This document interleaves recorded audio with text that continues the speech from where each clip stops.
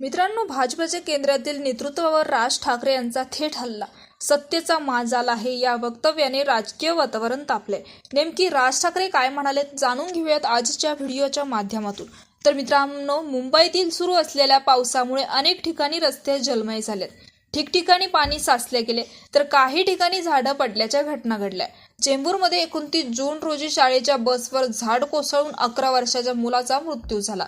तर शाकी नाका येथे 2 जुलै रोजी एका उघड्या मेन हॉलमध्ये असलम शेख नावाच्या मुलाचा मृत्यू झाला. या दोन्ही घटनांवरून अधिवेशनात विरोधकांसह सत्ताधाऱ्यांनीही मुंबई महानगरपालिका प्रशासनावर नाराजी व्यक्त केली. त्यानंतर आमदार अमित साटम यांचा एक व्हिडिओ समोर आला आहे. एकच वाद सुरू झाला. विधिमंडळाच्या पायऱ्याजवळ राष्ट्रवादी काँग्रेसचे नेते शरद पवार, जयंत पाटील यांच्याशी हास्य विनोद करताना दिसले. या विषयाचा उल्लेख करताना अमित साटम काल झाडावर होते, आज मेन हॉलवर आले असं त्यांनी म्हटलंय. यावर दोन्ही नेते हसत असल्याचं दिसून आलं. या घटनेवर अनेकांनी संताप व्यक्त केला आहे.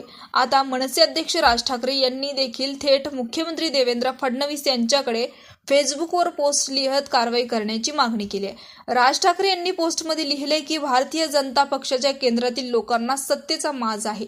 हे पूर्व, पश्चिम, उत्तर, दक्षिण भारतातील लोक सरासर बोलत आहेत. केंद्रातील लोक वाटेल ते वागत आहे. याचा राग लोकांच्या मनात आहेच, पण हा संसर्ग आता आपल्या राज्यामध्ये पसरत आहे आणि तुम्ही तो पसरून देताय. देशातील इतर राज्यातील राजकारण आणि महाराष्ट्रातील राजकारण यात जमीन आसमानचा फरक होता. महाराष्ट्राच्या राजकीय नेत्यांच्या विचाराचा आणि उमेदपणाचा एक कौतुक आणि कुतूहल साऱ्या देशात होतं. पण गेल्या काही वर्षात आपण आपली बरोबरी उत्तरेकडील काही मागास विचारांच्या राज्याबरोबर करायला लागला आहात, हे आता स्पष्टपणे जाणवत आहे.